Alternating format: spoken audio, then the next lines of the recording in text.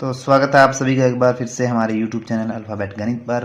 आज हम लेके आए हैं आपके लिए मॉडल पेपर नंबर 6 कक्षा 8 विषय गणित बोर्ड परीक्षा की तैयारी के लिए। तो शुरू करते हैं। पहला प्रश्न, परिमेय संख्याओं के लिए गुणात्मक तत्समक है। तो यहाँ आपसे परिमेय संख्याओं के लिए गुणात्मक तत्समक पूछा है। तो गुणात्मक तत्समक का मतलब होता है, देखो गुणात्मक तत्समक का मतलब है गुणा करने पर वापस वही संख्या आए। तो ऐसी कौन सी संख्या है जिससे गुणा किया जाए और वापस वही संख्या आए? तो एक होता है जिसका गुणा करने पर वापस वही संख्या प्राप्त होती है जिस संख्या से हम गुणा कर रहे हैं। जैसे ए कोई संख्या है तो उसका एक से गुणा करने पर वापस ए ही आएगा। ठीक है, 5 है तो 5 का गुणा एक से करने पर 5 ही आएगा। तो एक क्या होता है? गुणात्मक तत्समक होता है। इसी प्रकार से योज्य तत्समक की बात की जाए तो पिछले कुछ मॉडल पेपर में योज्य तत्समक पूछा गया था। तो योज्य तत्समक क्या होता है? जोड़ने पर वापस वही संख्या प्राप्त हो। यानी ए कोई संख्या है तो उसमें क्या जोड़े? 0 जोड़ने पर वापस वही आएगी। तो 0 क्या होता है? योज्य तत्समक होता है। और गुणात्मक तत्समक क्या होता है? 1 होता है। प्रश्न संख्या 2, निम्न में से कौन सा एक चर वाला रैखिक समीकरण नहीं है? तो ऐसा कौन सा है जिसमें एक चर नहीं है? तो इसमें एक चर है z, इसमें एक चर है x, इसमें एक चर है y और इसमें दो चर हैं x प्लस y। तो ये एक चर वाला नहीं है, ये दो चर वाला है। नेक्स्ट है, एक उत्तल बहुभुज में भुजाओं की संख्या 8 हो तो इसके कोणों की मापों का योगफल कितना होगा? तो भुजाओं की संख्या 8 हो तो कोणों की मापों का योगफल क्या होगा? तो किसी बहुभुज के अंतःकोणों की मापों का योगफल क्या होता है? n-2 गुणा 180। n-2 गुणा 180। तो n-2 n भुजाओं की संख्या है 8, 8 में से 2 गए तो 6, 6 गुणा 180, 18 छिके 108 और एक 0, 1080 आ जाएगा। निम्न में से किस संख्या की वर्ग संख्या में इकाई के स्थान पर 6 आएगा? तो किसका वर्ग करने पर इकाई के स्थान पर 6 आएगा? 13 का वर्ग करें तो 169 होता है, 11 का 121 होता है, 19 का कितना होता है? इसका 361 होता है और 24 का कितना होता है? 576। तो 6 किसकी आएगा? 24 के वर्ग में आएगा। प्रश्न संख्या 5, 242 के घन में इकाई का अंक क्या होगा? 242 के घन में, तो 242 के घन निकालने के बजाय आपसे तो सिर्फ इकाई का अंक पूछा, इसलिए इसका इकाई अंक लो और इसका घन निकालो। 2 है तो 2 का घन 8 होता है, तो इसका इकाई अंक 8 है। तो 242 के घन का इकाई अंक कितना होगा? 8 होगा। ठीक है, जो भी संख्या दी है उसका इकाई अंक ले लीजिए, उसका घन कर लीजिए, उसकी क्यूब निकाल लीजिए और जो उसका इकाई अंक होगा वही पूरी संख्या का घन का इकाई अंक होगा। तो 10 मीटर का 10 किलोमीटर से अनुपात पूछा है छठे में। 10 मीटर 10 किलोमीटर, तो पहले तो इकाइयाँ सेम होनी चाहिए। 10 किलोमीटर है, 1 किलोमीटर में 1000 होते हैं, तो 10 किलोमीटर में कितने होंगे? 10,000। तो 10 का 10,000 से अनुपात होगा। ठीक है, एक 0 से एक 0 कट जाएगी तो 1/1000 आ जाएगा। 1/1000 ऑप्शन नंबर स हो जाएगा। नेक्स्ट है 2xy व 0 का गुणा करने पर क्या प्राप्त होगा? तो किसी भी संख्या का 0 से गुणा करने पर 0 प्राप्त होता है। नेक्स्ट क्या है? 3 की घात 5, 3 की घात 3 भाग 3 की घात 14 का हल है। तो यहाँ देखो घातांक के नियमों का प्रयोग करेंगे। a की घात m गुणा a की घात n, तो a की घात m प्लस n, घातें जुड़ जाती हैं। तो यहाँ तो आ जाएगा आपके पास 3 की घात 5 और 3 हो जाएंगी 8, और उसके बाद भाग में कितनी है? 3 की घात 14। अब भाग में हो तो घातें घट जाती हैं। ठीक है, 3 की घात क्या आ जाएगी? 8 माइनस 14 घट जाएगी। 8 में से 14 गए तो माइनस की 6 बचेगी। 3 की घात -6, या इसको प्लस करने के लिए 1/3 की घात 6 लिख सकते हैं। तो ये 1/3 की घात 6 ऑप्शन नंबर ब आ जाएगा। परिमेय संख्याओं के लिए योग सहचार्य नियम लिखिए। 9वां प्रश्न।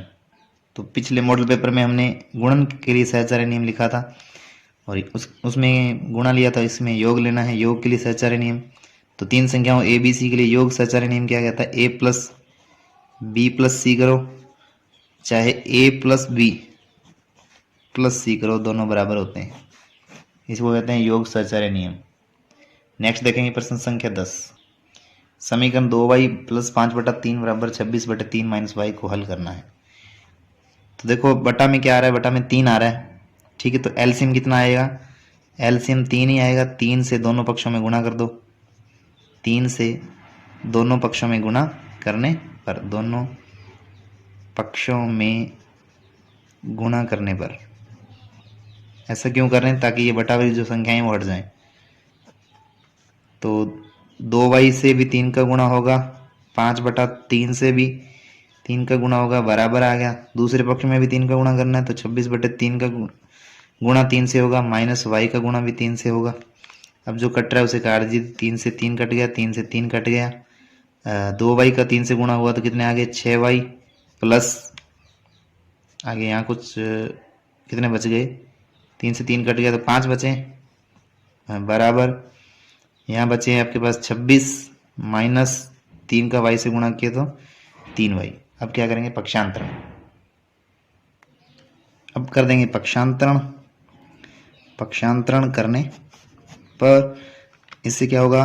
y वाले एक तरफ ले आएंगे अपने, 6y, और ये माइनस के 3y इधर आके हो जाएंगे प्लस के 3y, बराबर है हमारे पास 26 जी। ये जो 5 है इसको इधर से लेके आएंगे दूसरी तरफ, तो ये हो जाएंगे माइनस के, तो 6y और 3y हो जाएंगे 9y, और 26 में से 5 गए तो रह जाएंगे 21। तो y का मान आ जाएगा, यहाँ से 9 गुणा में है तो चला जाएगा बट्टा में, 3 के पाड़े से कट जाएगा, 3 7 21, 3 3 9, तो y का मान आपके पास आ जाएगा 7/3। अगला प्रश्न है 11 नंबर, वह सबसे छोटी संख्या ज्ञात कीजिए जिसमें निम्नलिखित संख्याओं का गुणा करने पर पूर्ण घन प्राप्त हो जाए। तो ये जो संख्याएं हैं पूर्ण घन नहीं है, इनको पूर्ण घन बनाना है तो इसके लिए आपको इसके अभाज्य गुणनखंड करने पड़ेंगे। सबसे पहले 2 से करेंगे, 2 से जा रहा है क्योंकि इकाई का अंक 6 है, तो 2 से भाग दिया तो 256 के आधे हो गए 128। 2 से भाग देने का मतलब है कि आधे करना, फिर 2 से जा रहा है तो 128 के आधे हो गए 64, 2 से किया तो 32, और 2 से किया तो 16 दूना 32, फिर 2 से किया तो 8, फिर 2 से जाएगा 4, फिर वापस 2 से जाएगा 2 बार, फिर 2 से जाएगा 1 बार। तो 256 के अभाज्य गुणनखंड क्या आ गए? 256 के अभाज्य गुणनखंड आ गए 2 × 2, कितनी बार आया? 1 2 3 4 5 6 7 8, तो यह है 8 बार। तो देखो 3 3 के युग्म बन रहे हैं, यहाँ 3 3 के समूह बन गए, लेकिन यहाँ 1 3 कम बढ़ रहा है, ठीक है। तो अतः 256 को पूर्ण घन बनाने के लिए, पूर्ण घन बनाने के लिए किसका गुणा करना पड़ेगा? यहाँ पे अपने को कितने चाहिए?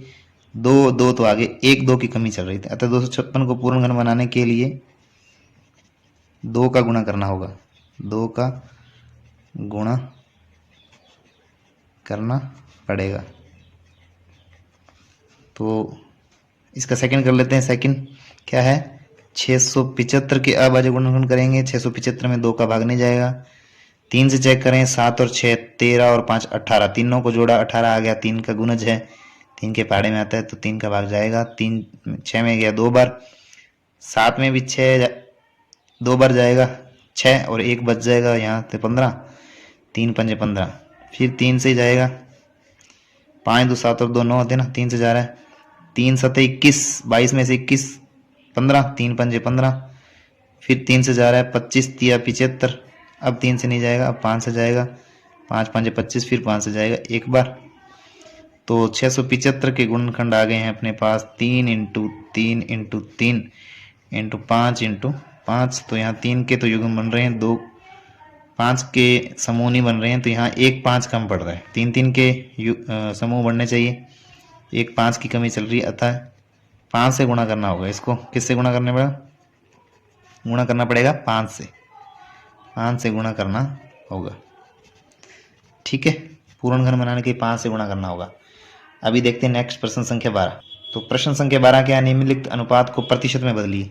तो 3/4 को प्रतिशत में बदलना है, तो 3:4 को बदलना है तो इसको लिख देंगे 3/4, प्रतिशत में बदलना है तो लिख देंगे 100%, ठीक है। जो कट रहा है उसे काट देंगे, 4 से 100 कट जाएगा 25 बार, और 25 का 3 से गुणा हो जाएगा, तो 25 तिया 75% हो गए। नेक्स्ट देखेंगे प्रश्न संख्या 13।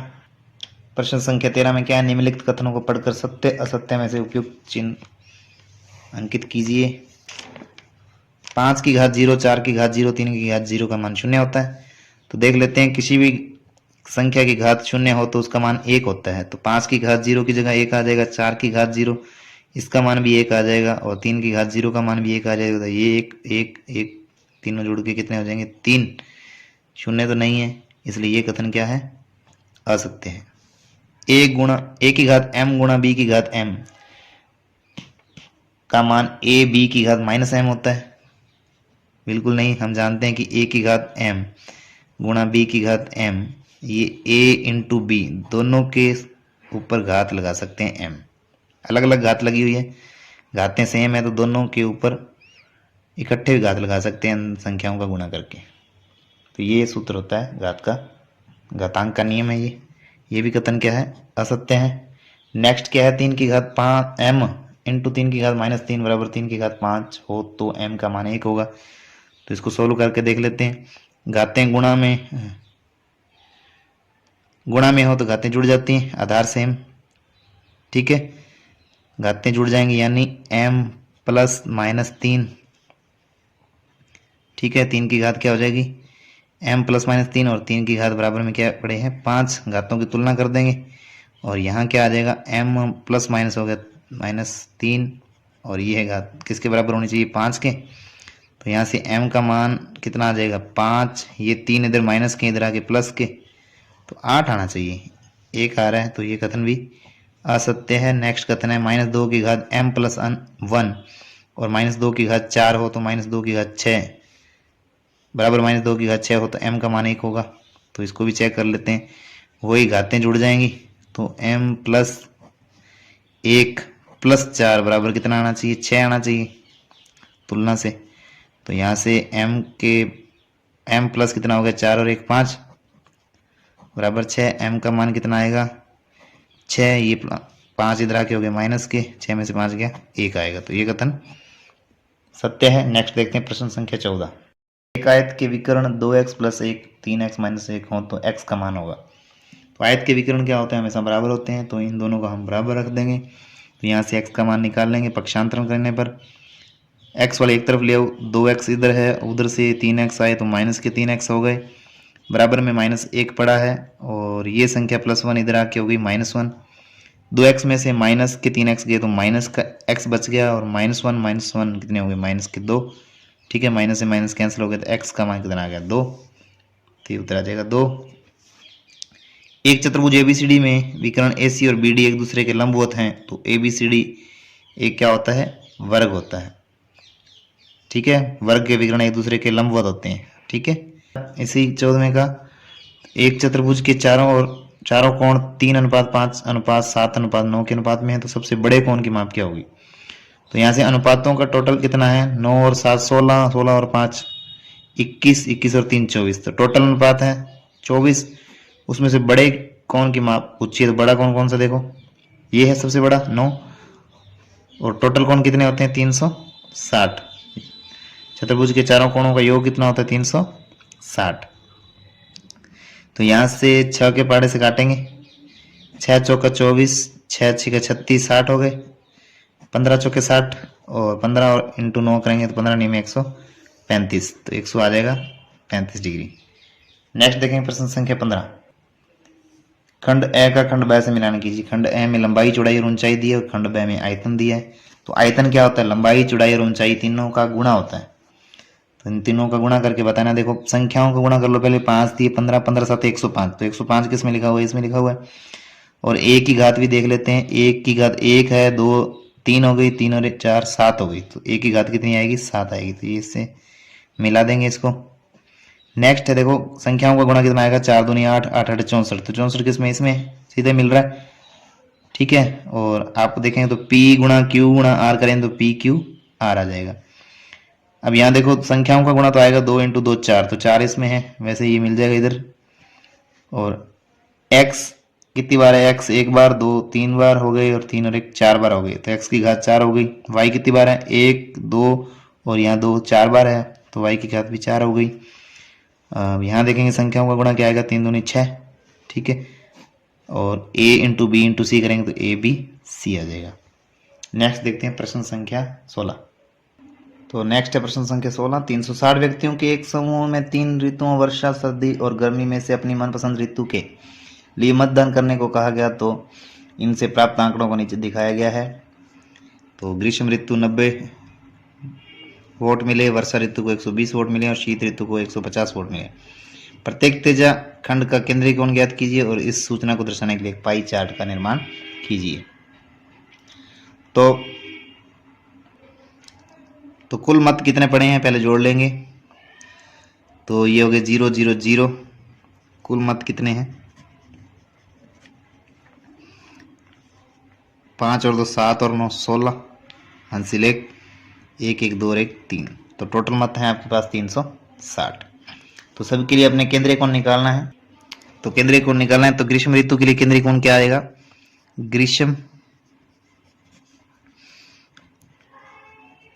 ऋतु के लिए केंद्रीय कोण, ग्रीष्म ऋतु के लिए केंद्रीय कोण कैसे ज्ञात करेंगे भाई। तो ग्रीष्म ऋतु को कितने मत मिले 90 और टोटल मत कितने थे 360 और केंद्रीय कोण निकालने के गुणा किया जाता है 360 से। तो कुल संख्या नीचे आती है, हमेशा गुणा में 360 डिग्री आता है। ठीक है, 360 से 360 कट गया तो कितने आ गया 90 डिग्री। अब हम निकाल लेंगे वर्षा ऋतु के लिए। तो वर्षा ऋतु के लिए केंद्रीय कोण क्या आ जाएगा। वर्षा ऋतु के लिए केंद्रीय कोण क्या आ जाएगा।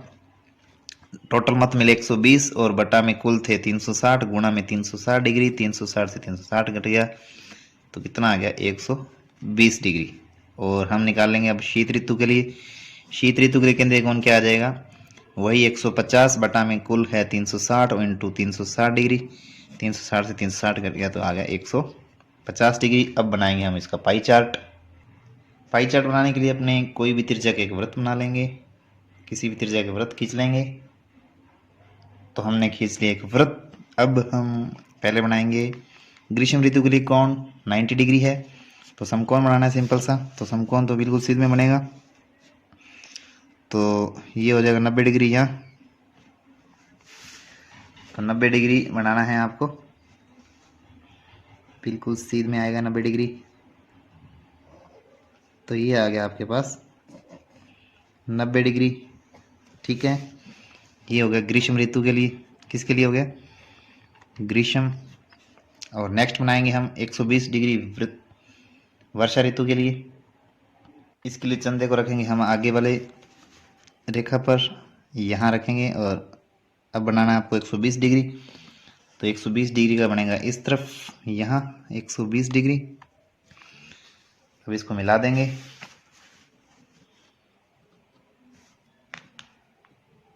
आपको वृत्त के अंदर अंदर मिलाना है। ये हो गया 120 डिग्री का। ठीक है, और ये किसके लिए है वर्षा ऋतु के लिए। तो यहाँ लिख देंगे वर्षा। तो ये वर्षा ऋतु के लिए आ गया है। और बाकी जो बच गया वो 150 ही बचेगा, बनाने की जरूरत नहीं है। अच्छा चंदे से नाप के देख लें। तो ये रह गया 150 डिग्री। ये किसके लिए शीत ऋतु के लिए। तो इस प्रकार से हमारा ये पाई चार्ट तैयार हो जाता है। नेक्स्ट देखेंगे प्रश्न संख्या 17। तो 17 नंबर प्रश्न क्या है, अभाज्य गुणनखंड विधि से 4096 का वर्गमूल ज्ञात कीजिए। तो इसको आपको अभाज्य गुणनखंड विधि से करना है। तो इस प्रकार से हम लिख लेंगे। तो सबसे पहले हम 2 से चेक करेंगे। इकाई का अंक 6 है तो 2 का भाग जाएगा, 2 से भाग देंगे। 4 में गया 2 बार, 0 में गया 0 बार, 9 में जाएगा 4 बार 8।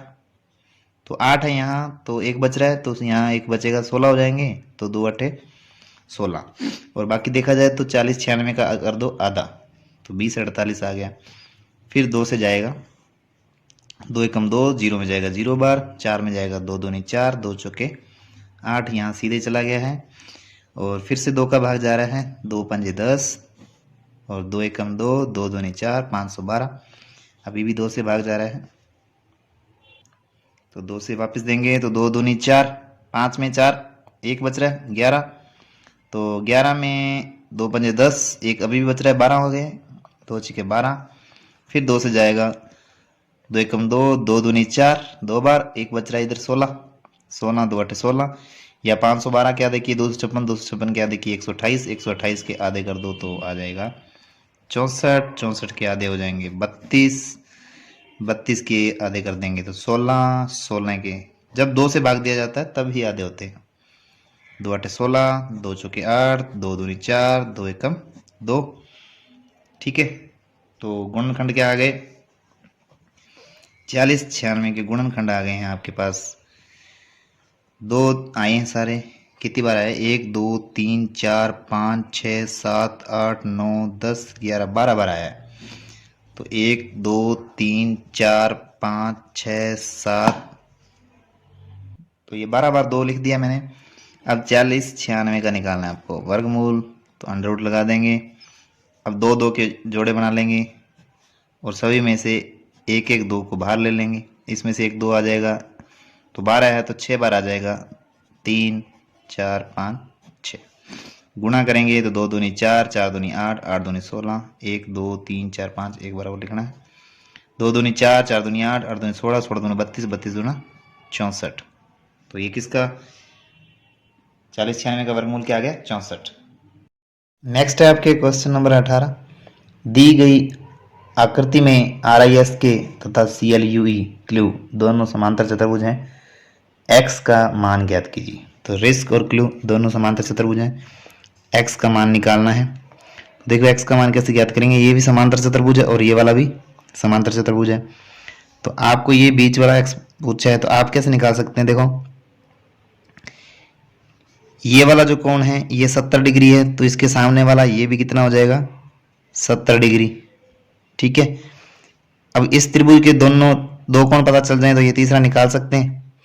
अब ये 70 हो जाएगा तो ये वाला देखो ये 120 है, और देखेंगे ये कितना होता है, आसन कोणों का योग 180 होता है, तो ये 60 हो जाएगा, 120 और ये 60। इसके सामने वाला ये कोण कितना हो जाएगा, 60 डिग्री हो जाएगा। तो अब दो कोण पता चल गए, एक 70 एक 60, तो 70 और 60 130, और त्रिभुज के तीनों कोणों का योग 180 होता है, ये हो जाएगा 50।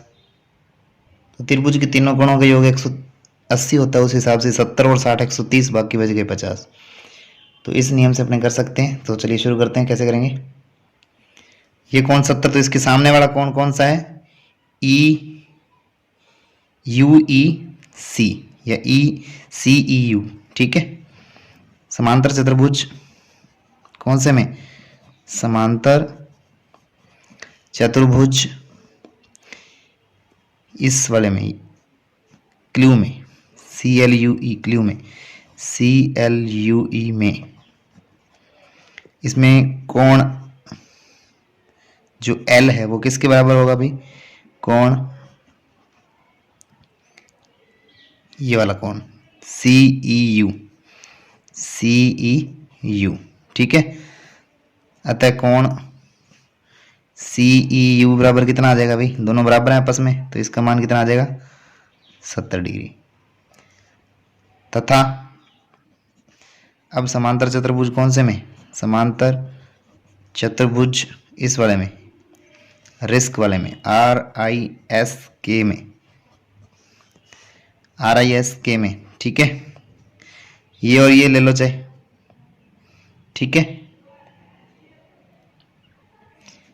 आसन कोण 180 होते तो ये 120 का, तो ये 60 का। ठीक है, चाहे ये 60 ले लो, फिर इसके सामने का 60 ले लो, बात तो वही है। तो अपने ये भी कर सकते हैं कि अब इसको अपने साफ कर देते हैं, डायरेक्ट इससे भी कर सकते हैं कि 120 का और आसन कोणों का योग 180 होता है, उससे ये हो जाएगा 60 का। आसन कोणों का योग होता है 180, समांतर चतुर्भुज के आसन कोणों का योग बराबर होता है 180। अतः इससे क्या आ जाएगा, कोण के प्लस कोण कौन सा ये वाला S, कौन सा ये S, ISK लिख दो या KSI लिख दो। कोण ISK वाला, ये वाला S कोण, इन दोनों का योग होना चाहिए 180, और कोण K का मान तो आपके पास है 120, और कोण ISK बराबर है 180 होना चाहिए। तो यहाँ से कोण ISK निकालना है, तो ये बराबर में 180, इधर से 120 पक्षांतरण करेंगे तो इधर आ जाएगा, ये आ जाएगा आपके पास 120, तो 180 में से 120 जाएंगे तो कितने बचेंगे? कोण ISK का मान आ जाएगा 60 डिग्री। ठीक है, तो अब ये त्रिभुज जो आप देख रहे हैं, ये त्रिभुज, इसमें ये एक 70 डिग्री आ गया, एक 60 डिग्री आ गया। अब इस त्रिभुज की बात करेंगे, त्रिभुज EOS में। ठीक है, तो यहाँ लिख लेते हैं। अब त्रिभुज EOS में त्रिभुज के तीनों कोणों का योग कितना होता है? तीनों कोणों का योग होता है 180 डिग्री। तो यहाँ से देखिए, एक कोण हमारे पास आया था 70, और एक कोण हमारे पास आया था 60, और एक कोण है X, और बराबर होना चाहिए 180 डिग्री। ठीक है, अब इसको आगे लिख रहा हूँ। यहाँ 70 और 60 जुड़ के हो जाएंगे 130 प्लस X बराबर होना चाहिए 180 के। तो यहाँ से अपने को X का मान निकालना है, तो X का मान यहाँ से पक्षांतरण करेंगे। 130 को इधर आ जाएगा, 130 प्लस के थे, उधर आके माइनस के हो गए। 180 में से 130 जाएंगे तो X का मान आ जाएगा 50 डिग्री। ठीक है, इसी के साथ ये क्वेश्चन होता है कंप्लीट। अगला क्वेश्चन 19 नंबर, राम ने 10,000 रुपये को 2 वर्ष के लिए 10% की दर पर चक्रवर्ती ब्याज की शर्त पर उधार लिया। यदि यह धन सरल ब्याज पर लिया जाता तो दोनों ब्याज में कितना अंतर था? मतलब इसने 10,000 रुपये उधार लिए 2 वर्ष के लिए, और 10% की दर से चक्रवर्ती ब्याज पर लिए। अगर वो चक्रवर्ती ब्याज पर ना लेकर साधारण ब्याज पर लेता तो कितना डिफरेंस रहता, कितना अंतर रहता, उसको आपको ज्ञात करना है। तो पहले अपने निकाल लेंगे चक्रवर्ती ब्याज। तो चक्रवर्ती ब्याज याद करने के लिए आपको मिश्र धन निकालना पड़ेगा। तो यहाँ से मूलधन कितना है? 10,000, P है आपके पास 10,000, टाइम है आपके पास 2 वर्ष, और यहाँ से रेट है 10%। ठीक है, और मिश्र धन ज्ञात करने का सूत्र होता है A बराबर P गुणा 1 प्लस दर बटा में 100 की पावर T यानी टाइम। तो यहाँ से मिश्र धन कितना आ जाएगा? P कितना है? मूलधन 10,000 इंटू 1 प्लस R कितनी है भाई? 10% बटा में 100, और ये उसके ऊपर है टाइम कितना है? 2 वर्ष। तो देखेंगे 10,000 गुणा 100 एकम 100 और 10 110 बटा में 100, और उसके ऊपर है स्क्वायर। ठीक है, 1 0 से 1 0 कट गई। अब आपको क्या करना है? 11/10 को 2 बार लिखना है। 10,000 2 घात है तो 2 बार लिखेंगे। 11/10 इंटू 11/10। देखो 1 0 से 1 0 ये कैंसिल, 1 0 से 1 0 ये कैंसिल, और ये हो गया आपके पास 10,000 नहीं बचेंगे 100 इंटू 11 कितने होते हैं? 11 का वर्ग 121। तो ये आपके पास कितने रुपए आ गए? 12,100। ठीक है, ये 2 0 पीछे लग गई, तो 12,100 रुपये ये आ गया आपके पास मिश्र धन।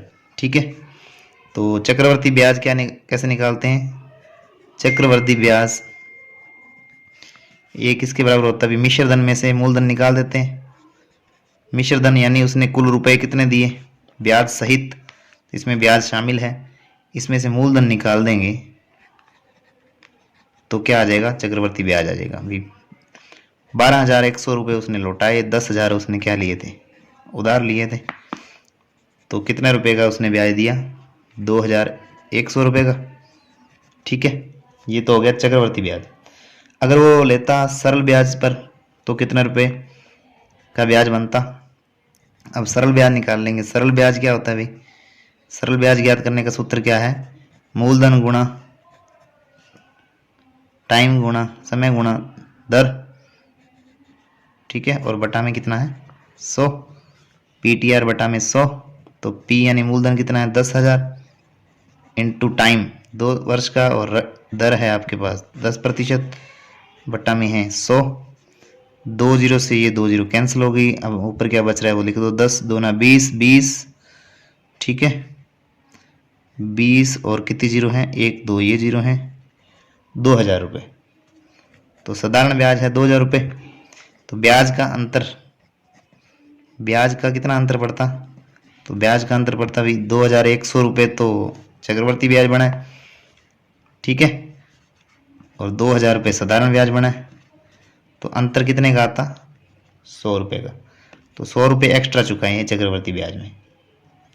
ठीक है, नेक्स्ट देखते हैं प्रश्न संख्या 20 नंबर क्वेश्चन क्या है। रश्मि के पास एक सड़क का मानचित्र है जिसके पैमाने में 1 सेंटीमीटर की दूरी 18 किलोमीटर को निरूपित करता है और वह उस सड़क पर अपनी गाड़ी को 72 किलोमीटर की दूरी तय करती है, तो उसके द्वारा तय की गई दूरी मानचित्र में कितनी होगी। ठीक है, तो चलिए देखते हैं। यहाँ आपको दे रखा है, एक तरफ अपने लिख लेंगे मानचित्र पर दूरी, एक साइड हम लिख लेते हैं मानचित्र पर दूरी। मानचित्र में कितनी दूरी है, मानचित्र में दूरी, मानचित्र में दूरी किस में दी हुई है, भी सेंटीमीटर में दी हुई है, सेंटीमीटर में। ठीक है, और वास्तविक दूरी मतलब वास्तव में उसने कितनी चली सड़क पर, वास्तविक दूरी, और वो है किलोमीटर में। ठीक है, तो मानचित्र की, तो ये वाली दूरी आपको लिखी हुई है मानचित्र में 1 सेंटीमीटर, तो वास्तव में दूरी होती है 18 किलोमीटर। और जब उसने 72 किलोमीटर की दूरी तय सड़क पर की, तो यहाँ आपको ज्ञात करना है, वो मान लेते हैं x, कितनी दूरी की है मानचित्र में, मान लिया x। तो देखो जैसे जैसे मानचित्र में दूरी बढ़ेगी वैसे वैसे वास्तविक दूरी भी बढ़ेगी, और जैसे, तो इसका मतलब है कि ये जो अनुपात है वो प्रत्यक्ष अनुपात है। तो कौन सा अनुपात की स्थिति है, प्रत्यक्ष अनुपात है। तो प्रत्यक्ष अनुपात के लिए कैसे सोल्व किया जाता है, प्रत्यक्ष अनुपात, और तो प्रत्यक्ष अनुपात में क्या लिखते हैं, इसके बटा में ये और इसके बटा में ये बराबर लिखते हैं, 1/18 बराबर x बटा में 72। तो यहाँ से x का मान निकालना है, वज्र गुणा कर दीजिए, इसका गुणा इससे, इसका गुणा इससे, तो 18x बराबर आ जाएगा 72 एकम 72। तो यहाँ से x का मान क्या आएगा, 72 के बटा में 18, 18 x के साथ गुणा में है तो कहाँ चले जाएंगे, बटा में, 18 चौक के 72, 18 के पहाड़े में 4 बार आता है, तो x का मान आ जाएगा 4। ठीक है, तो अतः मानचित्र पर दूरी कितनी है, 4 सेंटीमीटर है। अतः मानचित्र में दूरी, मानचित्र में दूरी 4 सेंटीमीटर है। नेक्स्ट देखते हैं प्रश्न संख्या 21। तो नेक्स्ट प्रश्न में क्या है, समीकरण 3t - 2 बटा में 4 माइनस 2t प्लस 3 बटा 3 बराबर 2/3 माइनस t को हल कीजिए और अपने उत्तर की जांच कीजिए। तो चलिए इसको सोल्व करते हैं। सबसे पहले जो बटा में हैं उनका हम ले लेंगे एलसीएम। बटा में संख्याएं हैं 3 और 4, 3 और 4 का एलसीएम क्या आएगा, पहले जाएगा 2 से, 3 और 2, फिर 2 से, 3 और 1, फिर जाएगा 3 से 1 1, तो एलसीएम आ जाएगा 3 दूनी 6 दूनी 12। तो एलसीएम आ गया अपने पास 12। तो 12 से दोनों पक्षों में गुणा करने पर, ऐसा क्यों किया गया है, इससे क्या हो जाएगा, जो बटा वाले हैं वो कैंसिल हो जाएंगे। 12 से दोनों पक्षों में गुणा करने पर, दोनों साइड, दोनों पक्षों में गुणा करने पर, ठीक है। तो देखते हैं आगे। तो पहले है 3t - 2 बटा 4, इसके साथ भी लगा देंगे 12, और नेक्स्ट है -2t प्लस 3 बटा में 3, इसके साथ भी गुणा में 12 जो एलसीएम आया था, और बराबर में 2/3, इसके साथ भी गुणा में 12, और फिर है माइनस के t, इसके साथ भी गुणा में आ जाएगा 12। जो कट रहे हैं उनके काट देंगे, 3 से 12 4 बार कट जाएगा, 3 से 12 4 बार यहाँ भी, ठीक है, और 4 से 12 यहाँ 3 बार कट जाएगा। तो 3 का अब गुणा करना है पूरे से, ठीक है, ये पूरे से गुणा होगा 3 का। अब इसको ब्रैकेट में लिख लो ऐसे, 3 का गुणा इस पूरे से होगा, तो 3 का 3t से हो गया तो 9t, माइनस 3 दूनी 6, आगे है माइनस 4 दूनी 8t, ठीक है, बाहर माइनस है तो ये 4 × 12, बाहर माइनस है तो ये हो जाएंगे माइनस के 12, प्लस माइनस माइनस, ठीक है। और आगे है आपके 4 दूनी 8, 4 दूनी 8 हो गए, और ये है माइनस के 12t। तो ये अब आपको क्या कर लेना है, पक्षांतरण। तो जो बटा में थे वो चले गए हैं, अब पक्षांतरण कर लेंगे हम। तो t वाले एक तरफ ले आएंगे, तो 9t टी है और माइनस के 8 टी हैं इधर, और उधर से माइनस के 12 टी हैं, इधर आके हो जाएंगे प्लस के 12 टी, और बराबर में पड़ा है 8, और इधर से जो संख्याएं आएंगी वो माइनस के 12 हैं, इधर आके हो जाएंगे प्लस के 12, माइनस के 6 हैं, इधर आके हो जाएंगे प्लस के 6। तो देखो 12 और 8 20 और 6 हो गए 26, और संख्याओं में और टी में क्या होगा देखो, प्लस के 12 टी हैं और 9 टी हैं, तो 12 टी और 9 21 टी, 21 में से 8 जाएंगे तो 13 टी बचेंगे। तो यहाँ बचेंगे आपके पास 13 टी बराबर 26। टी के साथ 13 गुणा में है, तो जब बराबर में आएगा तो गुणा से कहाँ जाता है वो, बटा में। 13 से 26 दो बार कटेगा तो टी का मान आ जाएगा आपके पास 2। तो टी का मान आपके पास आ गया 2। अब उत्तर की करेंगे जांच। उत्तर की जांच करने के लिए दोनों पक्षों में टी का मान 2 रख के देखेंगे, उत्तर की जांच करनी है। ठीक है, तो पहले अपने ले लेते हैं LHS साइड। LHS में टी बराबर 2 रखेंगे। टी बराबर 2 रखने पर क्या आएगा देख लेते हैं। LHS में LHS साइड क्या है अभी 3 टी की जगह हमें रखना है 2, माइनस 2 बटा में 4, और फिर माइनस है 2 टी, 2 इंटू टी का मान 2 प्लस 3 और बटा में है 3। इसको सोल्व कर लेते हैं, क्या आता है 3 दूनी 6, 6 माइनस 2 बटा 4, और यहाँ माइनस 2 दूनी 4 प्लस 3 7 बटा 3, और 6 में से 2 गए ये हो जाएंगे, 6 में से 2 गए तो 4 बटे 4 माइनस 7 बटा में 3, तो 4 बटा 4 हो गया 1, 4 से 4 कट गया एक बार, तो 1 माइनस 7 बटा में 3। तो यहाँ से इसको एलसीएम लेके सोल्व करेंगे तो 3 एलसीएम आया। ठीक है, 1 का पहाड़ा 3 में बोला 3 बार, 3 का 1 से गुणा हुआ 3, माइनस 3 का पहाड़ा 3 में बोला 1 बार जाएगा, और 1 का ऊपर वाली संख्या 7 से गुणा होगा तो आ जाएगा 7। 3 माइनस 7 कितने होते हैं 4 माइनस के बटा में 3, तो LHS में बचा है माइनस के 4 बटा 3। अब ले लेते हैं RHS साइड।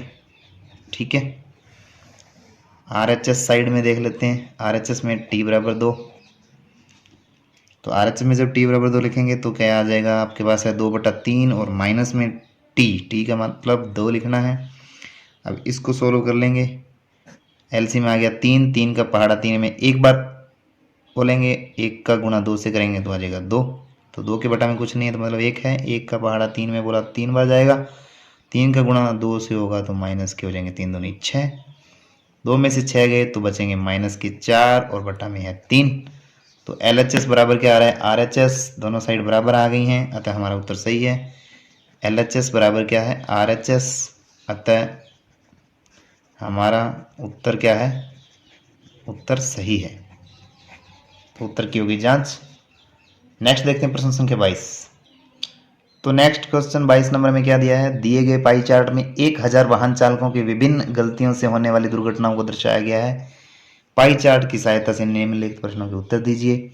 तो ये 50% तेज गति से, 15% अन्य कारण, यातायात नियमों की अवहेलना से 30% और 5% नशे में वाहन चलाना। तो पहला क्वेश्चन है, अधिकतम दुर्घटनाएं किस कारण होती हैं और कितनी हुई हैं। तो अधिकतम दुर्घटनाएं आप देख रहे हैं 50% होती हैं, किस कारण, तेज गति से वाहन चलाने के कारण। तो उत्तर पहले का क्या आ जाएगा, अधिकतम दुर्घटनाएं तेज गति से वाहन चलाने के कारण हुई हैं। अधिकतम दुर्घटनाएं तेज गति से वाहन चलाने के कारण हुई हैं, तेज गति से वाहन चलाने के। तो अधिकतम दुर्घटनाएं तेज गति से वाहन चलाने के कारण होती हैं, और कितनी होती हैं ये भी पूछा है, तो 50% निकालना है। टोटल दुर्घटनाएं कितनी थी, 1000 का 50%, तो 1000 का 50% कितना हो जाएगा, 1000 का 1000 लिख देंगे, का मतलब गुणा, 50% हटाएंगे तो बटा में 100 आ जाएगा, 2 जीरो से 2 जीरो कट जाएगी, 50 इंटू 10 आएगा, 50 इंटू 10, तो 50 इंटू 10 कितना हो गया 500 दुर्घटनाएं। और अपने वैसे भी देख सकते हैं 1000 का 50% मतलब आधा, 1000 का आधा 500 दुर्घटनाएं। ठीक है, तो नेक्स्ट देखते हैं अपने भाई प्रश्न संख्या इसका 2, यातायात नियमों की अवहेलना करने से कितनी दुर्घटनाएं हुई हैं। तो आप देख सकते हैं यातायात नियमों की अवहेलना करने से 30% दुर्घटनाएं हुई हैं। इसमें संख्या पूछी है तो 30% निकालना है 1000 का, तो ज्ञात करते हैं दूसरा क्वेश्चन। 1000 का 30% निकालेंगे। तो 1000 का 30% कैसे निकालेंगे? 1000 का मतलब गुणा 30% हटाए तो बटा में 100, 2 जीरो से 2 जीरो कैंसिल होगी। 30 का 10 से गुणा करेंगे। 30 इंटू 10 बचा है, 30 का 10 से गुणा किया तो आ जाएगा 300 दुर्घटनाएं। ठीक है। और नेक्स्ट आ जाएगा आपके पास प्रश्न संख्या 23 के गुणनखंड ज्ञात कीजिए। तो 4x² माइनस 8x प्लस 4 इसका फर्स्ट है। 4x² minus 8x plus 4। तो इसमें आपको सर्वसमीकरण याद होनी चाहिए। a² minus 2ab plus b² होता है a माइनस बी का होल स्क्वायर, और यहाँ प्लस हो तो यहाँ होता है प्लस a प्लस बी का होल स्क्वायर। ठीक है। तो चलिए शुरू करते हैं इसको। तो आपको a² के रूम में लिखना है इसको। तो ये देखो 2 4 किसकी स्क्वायर होती है? 2 की। तो 2x के ऊपर इकट्ठा स्क्वायर लिख दिया हमने है। और यहाँ देखो प्लस जो b है, ये लास्ट वाला b² होता है ना। तो ये देखो कितना है, ये है आपके पास 2 की स्क्वायर। ठीक है। मतलब a आपका 2x है और b आपका 2 है। तो यहाँ इस रूप में लिखना आपको। तो बीच वाला इस रूप में लिखने के लिए आपको देखो 2 चाहिए बाहर, 8 को लिख सकते हैं 2। ठीक है। 2 इंटू, और b को आपको 2 लिखना है तो 2b। तो b आपका कितना है? 2। तो a कितना हो जाएगा? a कितना आपका 2x, और b आपका कितना है? 2। तो a 2x है और b कितना है? 2। यहाँ से लिख दिया हमने 2x और यहाँ से लिख दिया हमने 2। ठीक है। तो ये आपके पास हो गया किसका स्क्वायर? a माइनस बी का होल स्क्वायर। तो आप इस पूरे की जगह लिख सकते हो a कितना है? 2x माइनस बी कितना है? 2, इसकी होल स्क्वायर। ठीक है। और आप देखें तो 2 यहाँ दोनों में से कॉमन भी आ रहा है, तो 2 कॉमन लेंगे। तो 2 कॉमन लेंगे तो आपको 2 की स्क्वायर कॉमन आएगी, बाहर स्क्वायर लगी हुई है तो स्क्वायर कॉमन आ जाएगी, 2 की स्क्वायर कॉमन आएगी आपके यहाँ। तो x माइनस 2 बचेगा अंदर, सॉरी x माइनस 1 बचेगा। 2 तो बाहर आ गया, यहाँ से भी 2 बाहर आ गया, तो यहाँ बच गया x माइनस 2 एकम 2, तो यहाँ बच गया 1। तो 2 की स्क्वायर कितना होता है भाई? 4। 2 की स्क्वायर क्या होता है? 4, x माइनस 1। ये आपका आंसर आ गया। नेक्स्ट देखेंगे, ये देखते हैं इसका सेकंड। तो इसमें भी वही माइनस है बीच में, तो माइनस 2ab वाली लगेगी। सरसमीका कौन सी लगेगी? a² minus 2ab plus b² बराबर a माइनस बी का होल स्क्वायर। तो यहाँ से अब हमें इसको इस रूप में लिखना है। तो 121 किसका स्क्वायर होता है अभी? 11 का। तो इसे 11b की होल स्क्वायर लिख सकते हैं माइनस, और इधर यहाँ पे देखिए लास्ट वाला पद क्या आएगा? 16 है, तो ये होगा 4c, इसकी स्क्वायर लिख सकते हैं। तो हमारे पास पहला पद है a है 11b और b कौन सा है? 4c। तो अंदर क्या होता है? 2ab। 2a कौन सा है अभी? 11b। ठीक है। और b कौन सा है हमारे पास? 4c। ये हो जाएगा 4c। तो इसको अब क्या लिख सकते हैं? a माइनस बी की होल स्क्वायर, यानी 11b माइनस 4c की होल स्क्वायर। तो यहाँ कॉमन तो कोई आ नहीं रहा है, तो यही है 11b माइनस 4c की होल स्क्वायर। आंसर आ गया है। नेक्स्ट देखते हैं इसका थर्ड है इसका l प्लस m का होल स्क्वायर है और माइनस 4lm है। पहले तो हम होल स्क्वायर खोलेंगे। होल स्क्वायर का फॉर्मूला क्या होता है? a प्लस बी के होल स्क्वायर का जो फॉर्मूला होता है वो होता है a² plus 2ab plus b²। तो वो यहाँ लगाएंगे पहले। तो यहाँ से देखिए a अपना ये है और b अपना ये है, तो इसकी स्क्वायर खोलेंगे तो क्या आ जाएगा अभी? पहले आ जाएगा l², फिर 2ab यानी lm, 2lm, और फिर आ जाएगा आपके पास b² यानी b² की जगह m है तो m²। फिर ठीक है, आगे क्या है? माइनस के 4lm। अब यहाँ से देखो क्या हो जाएगा अभी? l², तो l² ये है 4lm, ये है 2lm। तो ये 2lm प्लस के माइनस के 4lm है, तो किसके बचेंगे भाई? माइनस के बचेंगे। माइनस के कितने बचेंगे? तो यहाँ बच जाएंगे माइनस के 2lm और ये प्लस m²। तो ये किसका फॉर्मूला है? l² minus 2lm plus m²। तो ये a माइनस बी की होल स्क्वायर होता है ना, a² minus 2ab plus B square को क्या लिख सकते हो, ए माइनस बी की होल स्क्वायर। तो ये सर्वसमीका होती है। ए हमारा एल है, बी हमारा एम है, ठीक है। तो क्या लिख देंगे, एल माइनस एम की होल स्क्वायर। ये आ जाएगा आपका आंसर। नेक्स्ट देखेंगे प्रश्न संख्या इसी का चौथा। तो इसी का फोर्थ देखते हैं। तो क्या कह रहे हैं ये, ए की घात 4 2 square b square plus B की घात 4। तो हम इसको ऐसे लिख सकते हैं, ए की स्क्वायर और उसकी स्क्वायर, ए की घात एम, एम की घात एन, एम इंटू एन होता है यानी 2 इंटू 2 4, ठीक है। और ये क्या है 2a स्क्वायर बी स्क्वायर, और इसको हम बी की स्क्वायर लिख सकते हैं, ठीक है। तो ये ए हमारा कितना है ए स्क्वायर और बी हमारा कितना है बी स्क्वायर। तो सर्वसमीका क्या होती है, ए प्लस बी की होल स्क्वायर बराबर क्या होता है, A square plus 2ab plus B square, ठीक है। तो इसकी जगह हम ये लिख सकते हैं, यानी ए स्क्वायर प्लस, ए हमारे पास ए स्क्वायर है और बी हमारे पास बी स्क्वायर है।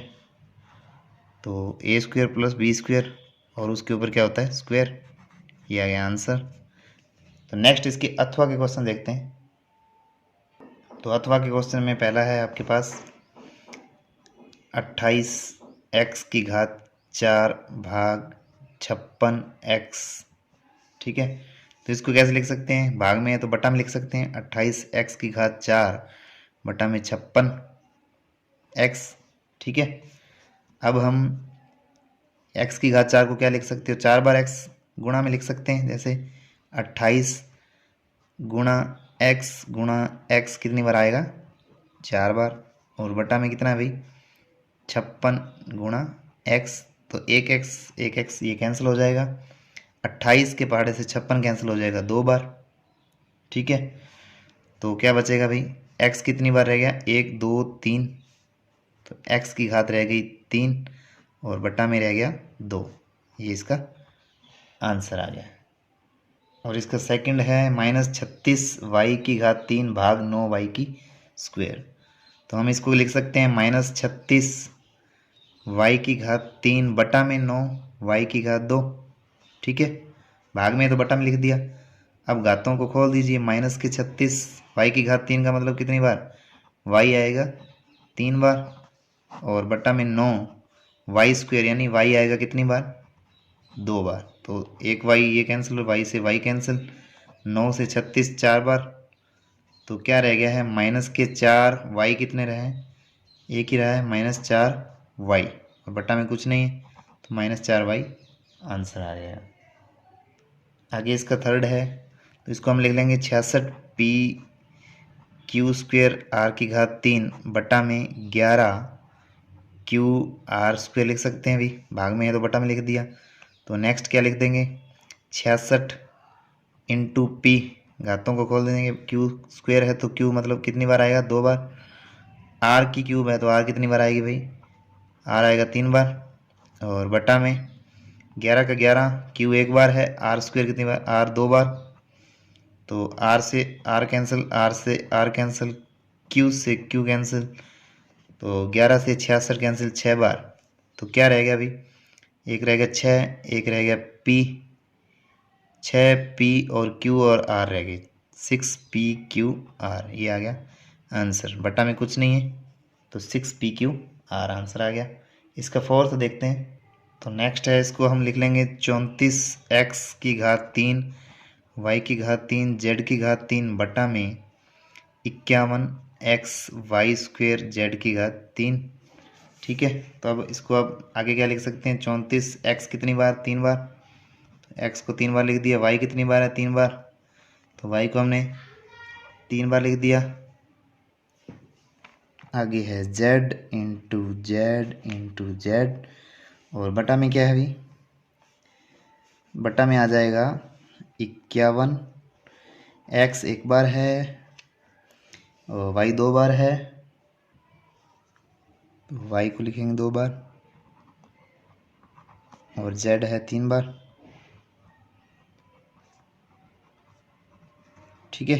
तो z से z कैंसिल, ये भी तीनों z कैंसिल हो गए, y कैंसिल हो गया, x से एक x कैंसिल हो गया, और 17 के पहाड़े से ये कट रहे हैं, 17 दूना 34, 17 3 51, तो नीचे तो 3 बचा है और ऊपर जो बचे हैं वो लिख देते हैं। तो अपने पास आंसर क्या आ जाएगा अभी, ऊपर बच रहा है 2 और बच रहा है x, कितने बच रहे हैं 1, 2x और नहीं x बच रहे हैं 2, x की स्क्वायर, y कितने बच रहे हैं, y बच रहा है 1, x स्क्वायर y और बटा में बच रहे हैं 3 और कुछ नहीं बच रहा है। तो ये आ जाएगा 2/3 x स्क्वायर y, ये आ गया आंसर। नेक्स्ट 24 नंबर क्वेश्चन, इसका फर्स्ट दिया हुआ है एक ऐसे बैलून की ऊंचाई ज्ञात कीजिए जिसका आयतन दे रखा है 1.54 मीटर क्यूब और इसके आधार का व्यास 140 सेंटीमीटर है। और सेकंड है एक दूध का टैंक बैलून के आकार का है जिसकी त्रिज्या 1.5 मीटर और लंबाई 7 मीटर है। इस टैंक में भरे जा सकने वाले दूध की मात्रा लीटर में ज्ञात कीजिए। चलिए देखते हैं इसका फर्स्ट, एक ऐसे बैलून की ऊंचाई ज्ञात करनी है जिसका आयतन दे रखा है। तो दे रखा है बेलन का आयतन, बेलन का आयतन, तो बेलन का आयतन आपको दे रखा है, लिख देते हैं बेलन का आयतन दे रखा है 1.54 मीटर क्यूब और आधार का व्यास, तो व्यास दे रखा है आपको 140 सेंटीमीटर। तो पहले तो आप देखेंगे यहाँ सेंटीमीटर है, यहाँ मीटर क्यूब में आयतन है। तो पहले इस व्यास को, पहले व्यास से हम निकाल लेते हैं त्रिज्या, त्रिज्या क्या आएगी व्यास की आधी 140 के बटा में 2, तो ये है आ गया आपके पास 70 सेंटीमीटर। तो त्रिज्या 70 सेंटीमीटर आ गई, लेकिन हमें आयतन मीटर क्यूब में दिया है तो चेंज कर लेंगे 70 सेंटीमीटर बराबर, देखो 1 मीटर में होते हैं 100 सेंटीमीटर, चूँकि 1 मीटर बराबर होता है 100 सेंटीमीटर। तो आपको मीटर से सेंटीमीटर नहीं बदलने, सेंटीमीटर से मीटर बदलना है। उल्टा पूछ रहा है तो भाग दे देंगे, 100 से क्या लगा देंगे भाग, तो 70 सेंटीमीटर में कितने हो जाएंगे मीटर, 7/10 कितने हो जाएंगे 7/10 किलो, चाहे आप कह दो 0.7, एक छोड़ के पॉइंट लगा दीजिए 0.7 मीटर। तो ये मीटर में चेंज हो गया है। अभी जो आपको दिया हुआ है वो सूत्र लगाएंगे, बेलन का आयतन दिया है तो सूत्र लगाएंगे बेलन का आयतन, बेलन का आयतन ये होता है आपके पास पाई आर स्क्वेयर एच। बेलन का आयतन क्या होता है पाई आर स्क्वेयर एच। तो यहाँ से बेलन का आयतन दे रखा है 1.54 और बराबर में पाई का मान, प्रश्न में कहा है कि पाई का मान कुछ नहीं कहा है तो 22/7 लेना है, 22/7 इंटू आर स्क्वेयर, आर कितनी है 0.7 की स्क्वेयर यानी 0.7 इंटू 0.7 इंटू 0 और इंटू एच, इंटू एच हमें ज्ञात करना है। अब हम पक्षांतरण करेंगे तो एच का मान निकालना है तो बाकी संख्याओं को इधर भेजेंगे, तो 1.54 के साथ जो बटा वाली हैं वो गुणा में आ जाएंगी, इसके साथ बटा में कौन अभी 7, तो इधर आ गए गुणा में, और जो बटा में क्या आएंगे जो एच के साथ गुणा में, एच के साथ गुणा में क्या क्या है 0.7, 0.7 और 22, तो वो आ जाएंगे नीचे 22 इंटू 0.7 इंटू 0.7, ठीक है। और बराबर क्या रहेगा एच का हमें मान निकालना है, तो यहाँ से इसको कर लेंगे 100, पॉइंट हटाएंगे तो ऊपर 10, इसका पॉइंट हटाएंगे तो ऊपर 10 और इसका पॉइंट हटाएंगे तो नीचे देखो दो संख्याएं हैं तो 100 आ जाएगा, नीचे आ जाएगा 100। तो 10 इंटू 10 100 होता है, ये 100 होता है, तो इन दोनों से ये 100 कैंसिल हो जाएगा, ठीक है। तो 7 से 7 कैंसिल हो जाएगा, ठीक है।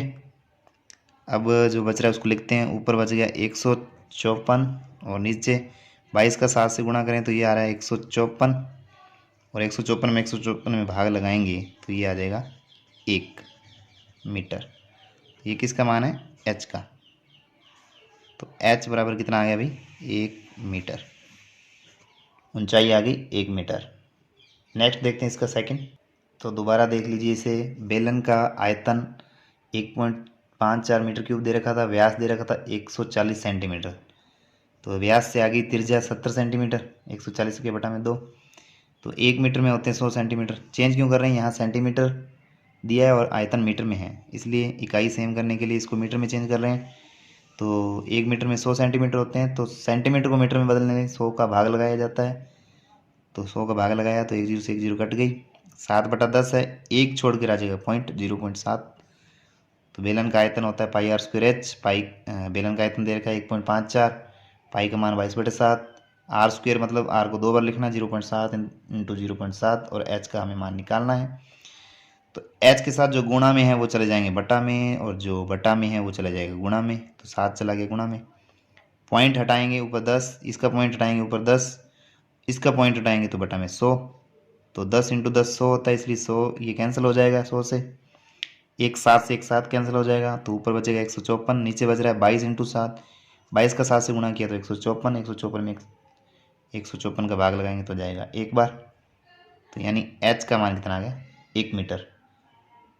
तो इसका सेकंड देखते हैं। सेकंड में आपको त्रिज्या दे रखी है 1.5 मीटर, और बेलनाकार टैंक की लंबाई या कह दें ऊंचाई दे रखी है 7 मीटर, और इसमें पूछा है भरे जा सकने वाले दूध की मात्रा। तो इसके लिए आपको निकालना पड़ेगा बेलनाकार टैंक का आयतन। बेलनाकार टैंक का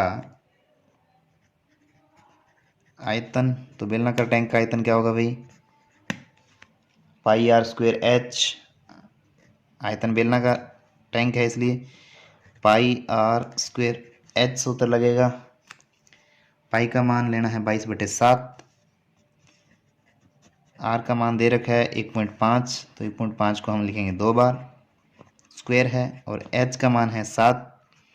ठीक है, तो 7 से 7 कट जाएगा, सोल्व कर लेंगे। पॉइंट हटा लीजिए 10, पॉइंट हटा लीजिए 10, 15 इंटू 15 ये हो गया आपके पास 225, और ये 22 इंटू 225, और बटा में 10 इंटू 10, 10 इंटू 10 होता है आपके पास 100। तो 22 का 225 से गुणा करेंगे तो आ जाएगा 4950, 4950 बटा में है 100। तो एक जीरो से हो गई एक जीरो कैंसिल, तो एक छोड़कर लग जाएगा पॉइंट, बटा में 10 बच रहा है तो एक छोड़कर लग जाएगा पॉइंट, तो ये आ जाएगा 49.5 मीटर क्यूब। तो ये आयतन आ गया 49.5 मीटर क्यूब। तो अब इसके मात्रा निकालेंगे तो लीटर, तो आपको पता होना चाहिए चूँकि 1 मीटर क्यूब में होते हैं 1000 लीटर। तो आपके पास जो बेलनाकार टैंक है उसका आयतन है 49.5 मीटर क्यूब।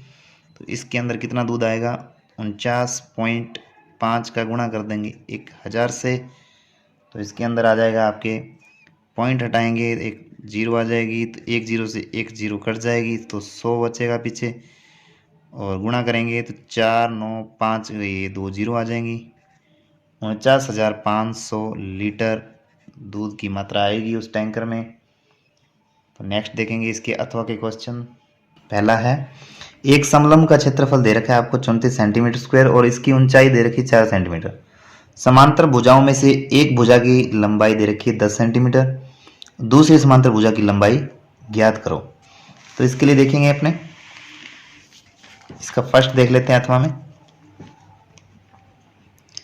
तो ये मान लो समलंब चतुर्भुज है, और इसमें एक भुजा तो है आपकी 10 सेंटीमीटर, और दूसरी भुजा मान ली हमने x, और इनके ऊंचाई क्या दे रखी है 4 सेंटीमीटर, या कहें कि समांतर भुजाओं के बीच की दूरी क्या दे रखी है 4 सेंटीमीटर दे रखी है।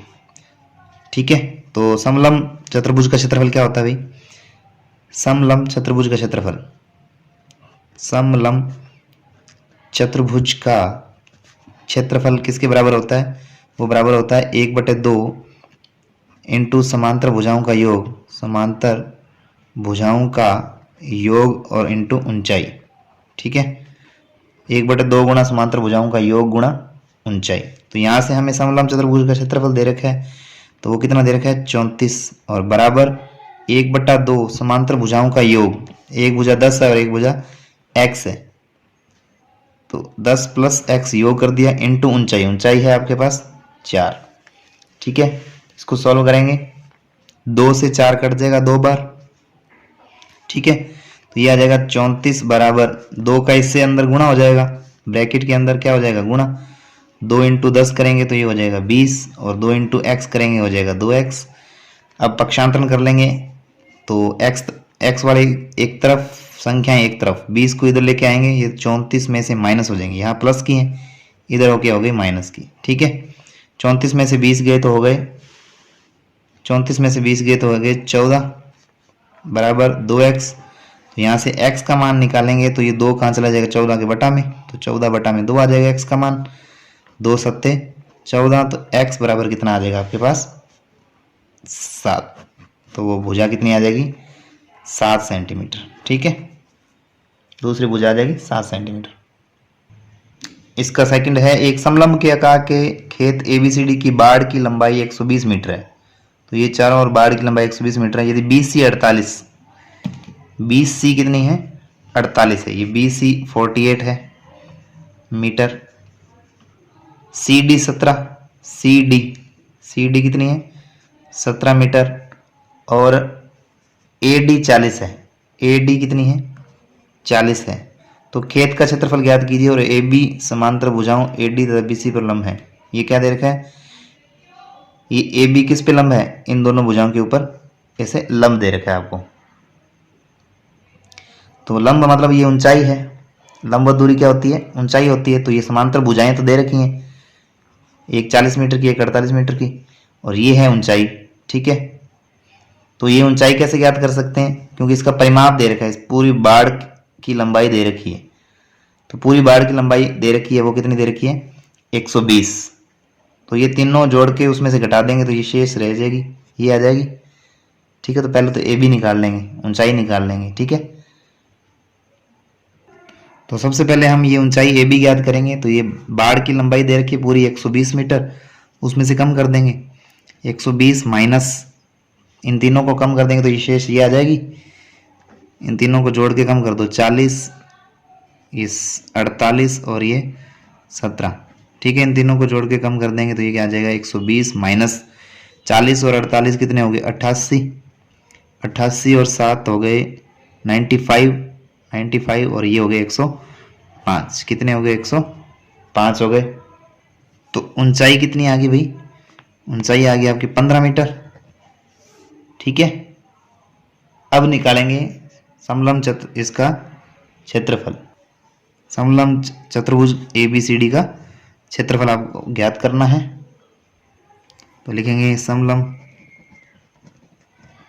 चतुर्भुज ABCD का क्षेत्रफल, जो ये खेत है इसका क्षेत्रफल निकालना है। तो वही सूत्र क्या होता है 1/2 गुणा समांतर भुजाओं का योग, समांतर भुजाओं का योग इंटू ऊंचाई, इंटू ऊंचाई या कह दो दोनों भुजाओं के बीच की दूरी, लंबवत दूरी। ठीक है, तो यहाँ से मान लिख देंगे हम समांतर भुजाओं का योग यानी 48 और 40, 1/2 समांतर भुजाओं का योग 40 प्लस 48 और इनके बीच की दूरी या ऊंचाई कितनी है 15। तो यहाँ से देखेंगे 1/2 इंटू 40 और 48 हो गए 88 और इंटू ये ऊंचाई 15। तो 2 से 88 कट जाएगा 44 बार। अब क्या करना है 15 इंटू 44 क्या बचा 44 इंटू 15, और 44 इंटू 15 करेंगे तो अपने पास आ जाएगा, तो गुणा करेंगे तो आ जाएगा 660। ये अपने पास आ गया 660 मीटर स्क्वायर, यानी 660 वर्ग मीटर इस खेत का क्षेत्रफल है। तो अंतिम प्रश्न है, वनस्पति विज्ञान के एक प्रयोग में समान प्रयोगशाला परिस्थितियों में 2 पौधे A तथा B उगाए गए। 3 सप्ताहों तक उनकी ऊंचाइयों को हर सप्ताह के अंत में मापा गया। परिणामों को निम्न आलेख में दर्शाया गया है और उसके नीचे जो प्रश्न दिए उनके उत्तर आपको देने हैं। ठीक है, तो ये पौधा A है और ये पौधा B को बताता है। तो पहला प्रश्न इसके अंदर है, 2 सप्ताह बाद और 3 सप्ताह बाद पौधे A की ऊंचाई कितनी थी। ठीक है, इसका उत्तर क्या आ जाएगा 2 सप्ताह बाद। तो ये पहला सप्ताह, ये दूसरा सप्ताह। 2 सप्ताह बाद पौधे A और 2 सप्ताह बाद पौधे A की ऊंचाई कितनी थी भाई 2 सप्ताह बाद 6 और 8 के बीच में 7, और 3 सप्ताह बाद कितनी थी, तो 3 सप्ताह बाद थी 8 और 10 के बीच में 9। ठीक है, इसको लिख देंगे। तो 2 सप्ताह बाद पौधे A की ऊंचाई, पौधे A की ऊंचाई आपसे पूछिए 2 सप्ताह बाद। तो 2 सप्ताह बाद कितनी थी, 2 सप्ताह बाद थी 7 सेंटीमीटर, और 3 सप्ताह बाद इसी में पूछा आपसे सेकंड। 3 सप्ताह बाद, 3 सप्ताह बाद कितनी थी हमने देखी ग्राफ में, तो थी 9 सेंटीमीटर। अब इसका देखते हैं बी। इसका क्वेश्चन बी क्या कह रहा है, फर्स्ट है इसमें 2 सप्ताह बाद 3 सप्ताह बाद पौधे बी की ऊंचाई। तो इसमें भी 2 पूछे हैं, 2 सप्ताह और 3 सप्ताह बाद बी की ऊंचाई पूछी है। तो 2 सप्ताह बाद बी वहीं था जहाँ ए था, तो ये है इधर 6 और 8 के बिल्कुल बीच में 7 सेंटीमीटर। और 3 सप्ताह बाद देखेंगे तो 3 सप्ताह यहाँ बन रहे हैं, और बी की ऊंचाई देखनी तो बी था यहाँ पे, ये कितना है अभी 10, ठीक है 10 सेंटीमीटर। 2 सप्ताह बाद तो सेम ही थे, 3 सप्ताह बाद वो 1 सेंटीमीटर बढ़ा था। तो बी का आंसर क्या आ जाएगा, बी में भी लिख देंगे हम पौधे बी की ऊंचाई, पौधे बी की ऊंचाई। इसमें फर्स्ट पूछा है 2 सप्ताह बाद, तो 2 सप्ताह बाद कितनी थी, 7 सेंटीमीटर ही थी। और 3 सप्ताह बाद कितनी थी भाई, 10 सेंटीमीटर। 3 सप्ताह बाद थी 10 सेंटीमीटर। नेक्स्ट देखते हैं इसका सी। तो सी क्या कह रहा है भाई, तीसरे सप्ताह में पौधे ए की ऊंचाई कितनी बढ़ी। तो तीसरे सप्ताह में कितनी बढ़ी है, तो देखो तीसरे सप्ताह में यहाँ कितनी थी भाई, दूसरे सप्ताह में 7 थी, तीसरे सप्ताह में कितनी होगी 10 और 8 के बीच 9, तो कितनी बढ़ी 7 से होगी 9, तो कितनी बढ़ गई 2 बढ़ गई, 2 सेंटीमीटर। सी का उत्तर यहीं लिख देते हैं, कितनी बढ़ी भाई 2 सेंटीमीटर। अगला है दूसरे सप्ताह के अंत से तीसरे सप्ताह के अंत तक पौधे बी की ऊंचाई कितनी बढ़ी। तो देखो दूसरे सप्ताह में पौधा ए भी 7 पे था, और तीसरे सप्ताह में कहाँ था 10 सेंटीमीटर पर, तो कितनी बढ़ी थी 7 से 10 हो गई, तो 3 बढ़ी थी। तो इसका उत्तर क्या आ जाएगा 3 सेंटीमीटर, ठीक है। ई देखिए,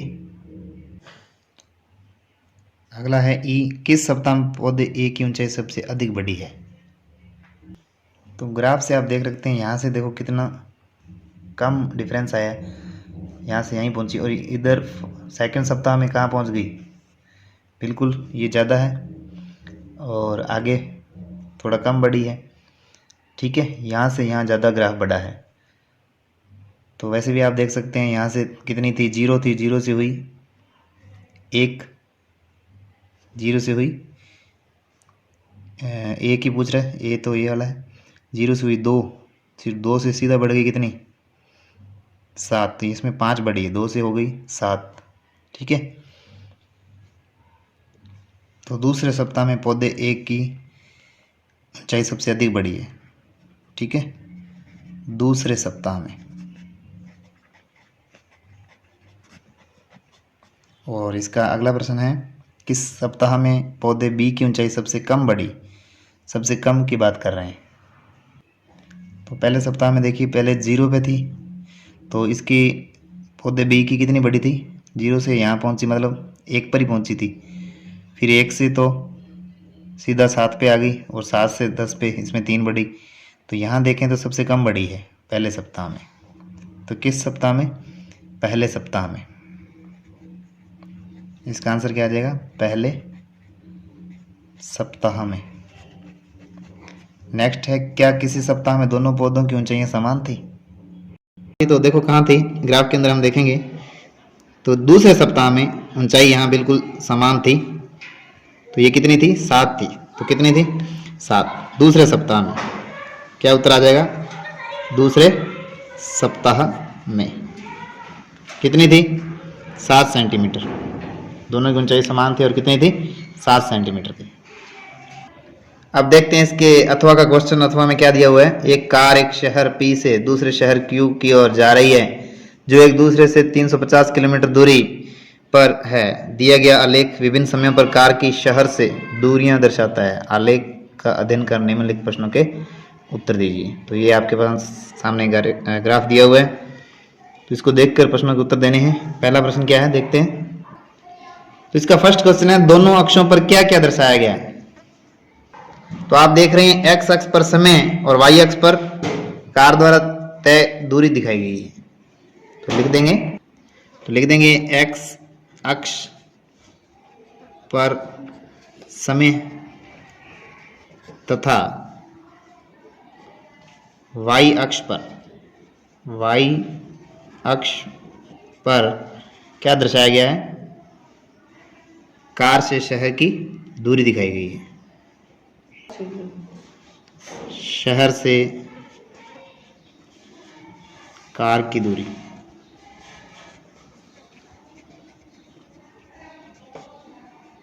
को दर्शाया गया है। नेक्स्ट देखते हैं सेकंड। अगला प्रश्न है, कार ने किस समय और कहां से यात्रा आरंभ की थी? तो कार ने पी से शुरू की थी और कितने बजे शुरू की थी? 8 बजे सुबह, 8 प्रातः। ठीक है, तो कार कितने बजे चली थी? कार 8 बजे प्रातः, 8 बजे प्रातः शहर पी से चली थी, शहर पी से चली। नेक्स्ट देखेंगे प्रश्न संख्या 3। तो 3 नंबर क्या कह रहा है? पहले घंटे में कार कितनी दूर चली? हाँ भी, सुबह पहले घंटे में कितनी दूरी तय की है कार ने? तो 8 बजे चली थी और अगले घंटे 9 बजे तक कहाँ चली, कहाँ पहुँच गई वो? 50 किलोमीटर। तो कितनी दूरी तय की है उसने? 50 किलोमीटर की। कितने किलोमीटर? 50 किलोमीटर। चौथा प्रश्न क्या है इसमें? दूसरे घंटे तथा तीसरे घंटे में कार ने कितनी कितनी दूरियां तय की? दूसरे और तीसरे घंटे में। तो दूसरे घंटे में कितनी देर दूरी तय की है? दूसरे घंटे में 9 से 10। तो यहाँ से देखेंगे दूरी 50 से चला गया वो 150 पर, तो कितनी दूरी हो गई? 100 हो गई। तो यहाँ तो हो जाएगी 100 किलोमीटर दूरी। और नेक्स्ट उसने कहा है तीसरे घंटे में। तीसरा घंटा कब है? 10 से 11। तो 10 से 11 वो 150 से चला गया 200 पे, तो कितनी दूरी हो गई? 50 किलोमीटर। 150 से 200 यानी 50 किलोमीटर दूरी तय की। तो दूसरे घंटे में 100 और तीसरे घंटे में 50। कार ने दूसरे घंटे में 100 किलोमीटर तथा तीसरे घंटे में 50 किलोमीटर चली, 50 किलोमीटर चली। नेक्स्ट देखेंगे प्रश्न संख्या 5। इसमें क्या लिखा है? क्या पहले 3 घंटों में कार की चाल समान थी? तो देखेंगे ग्राफ में। तो देखो पहले 3 घंटों में, पहले 8 से 9 तो 50 किलोमीटर दूरी तय की, फिर 9 से 10 में 100 किलोमीटर दूरी तय की, फिर 10 से 11 में 50 किलोमीटर दूरी तय की। तो तीनों में अलग अलग चाल थी, सेम चाल नहीं थी, तो चाल एक समान नहीं थी। तो ग्राफ को देखकर ये बता सकते हैं, ग्राफ से देखकर पता चलता है कि कार की चाल प्रथम 3 घंटों में एक समान नहीं थी। प्रथम 3 घंटों में एक समान नहीं थी, एक समान नहीं थी। नेक्स्ट देखेंगे, क्या कार कभी किसी स्थान पर रुकी? अपने उत्तर के लिए तर्क भी दीजिए। तो नेक्स्ट देखते हैं प्रश्न संख्या 6। तो ग्राफ में हम देख के बता सकते हैं। तो ग्राफ में जहाँ ये क्षैतिज रेखा आ रही है, यहाँ कार रुकी रही थी। ये टाइम था 11 से लेकर 12 बजे के बीच का। तो 11 से 12 के बीच कार रुकी थी। तो ये जगह कौन सी थी? ये जगह थी शहर से 200 किलोमीटर दूरी पर। यहाँ कार रुकी रही 11 से लेकर 12 बजे के बीच में। तो उत्तर क्या आ जाएगा? कार शहर से 200 किलोमीटर दूर 11 बजे से 12 बजे के बीच रुकी थी। तो नेक्स्ट देखेंगे इसका 7वां अंतिम प्रश्न है, कार शहर क्यू पर किस समय पहुंची थी? तो ग्राफ से देखते हैं। तो कार यहाँ पहुंच गई थी, किस टाइम पहुंची है? लास्ट में 2 बजे। तो कार शहर क्यू पर कितने बजे पहुंची थी? दोपहर 2 बजे पहुंची। 2 बजे पहुंची। इसी के साथ अंतिम प्रश्न होता है कंप्लीट।